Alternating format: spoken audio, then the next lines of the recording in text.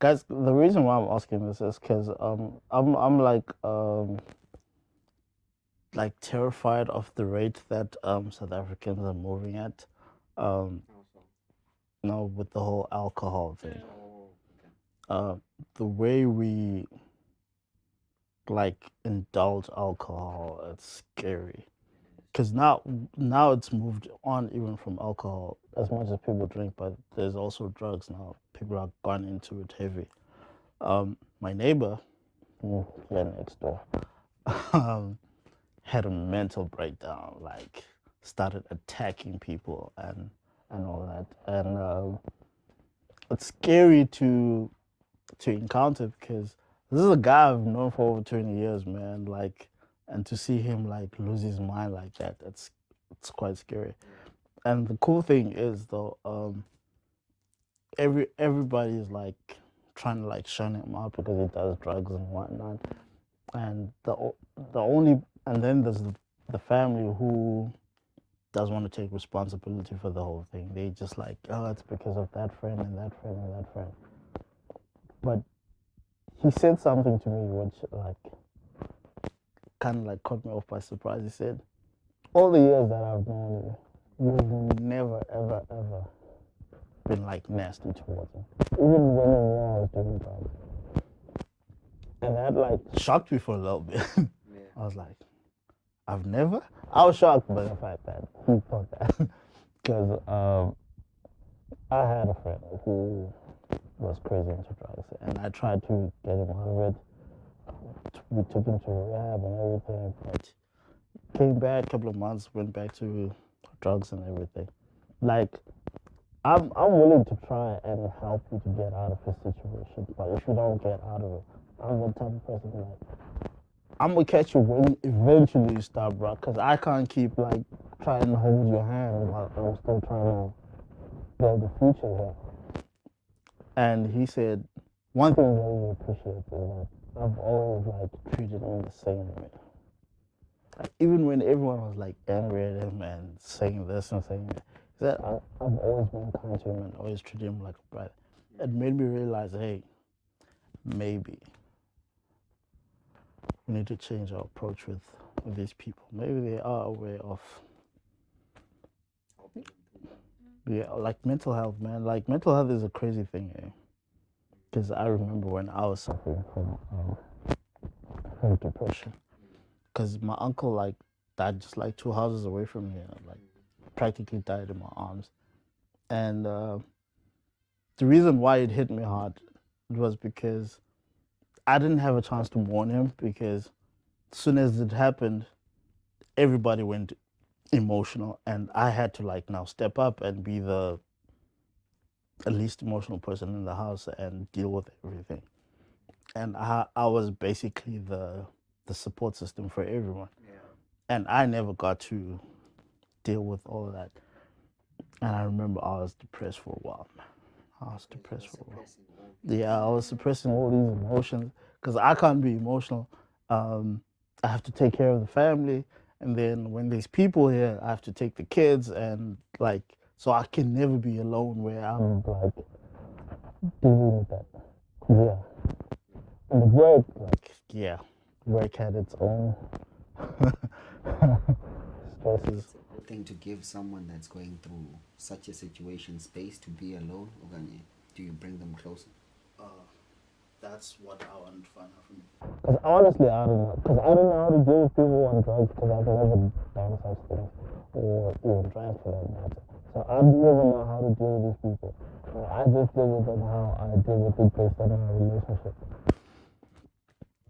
So I don't know. Say about it. They're always the voice There's a of lot to reason. chew So on. Yeah. Wow. First of all, there's a huge connection between the mental health and drug abuse. Yeah, but the leading role of why people go into drugs is no because of mental Yeah, they're like, illness. I'm just like tired of everything, and I don't want to feel anything anymore. So you want that thing that makes you numb. Go away. Yeah, as someone who has serious mental issues, I am that person because I would like go hard at it. I would rather drink like I have no liver yeah, and go to sleep than face whatever problems are busy like plaguing my mind and stuff. So most of the time, when someone is doing that, it's a cry for help. As much as they can't say about, okay, hi, can you please help me? It is a cry for help, and that's when they need to be surrounded by people most, and not be left alone. Because when you're depressed, actually for me, depression, I don't like being depressed because I don't like being left to my own devices. My mind is filled with negative thoughts, and I see things in a negative way, and all I want to do is just like find something that's gonna take it all away. And it's not usually alcohol, it's like prescription medication kind of vibe, like painkillers. So it's like I would rather like literally be in dreamland and face everything going on. So it's, you have to, don't just be like, oh, we're to let them suffer in their own thing. We don't want to be like near like a person who's going through all of that. Try to sit them down and like try to understand the situation that they're in. Try to get into their mind if you can, but let them know that they're not alone. Because the moment you like leave them alone, they get. The thing is, people think people with depression or people with mental illness are just stupid. They are the most observant people you will ever meet.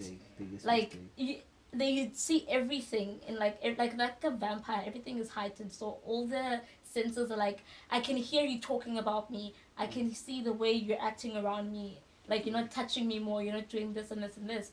So you have to be with them, you have to be there for them. Yeah, prescription drugs. He mentioned something to me because when he went to rehab, he said the reason why he can't like change after rehab is because when he was there, first of all, this guy is suffering from whatever mental illness, and then they tell him that he's schizophrenic and that he's bipolar. I've known the guy all my life. The guy's not bipolar, but they're telling him all these things. So now they're pumping him with drugs like heavy. So now he gets addicted to those drugs. He gets out. He doesn't have them anymore. So yeah, Goes back to the ones that he can find. It's a crazy cycle. Now, how do we deal with this problem? Because it is a problem. big one. Well, I think, and like the South African society, how it's set up, we've spoken about this.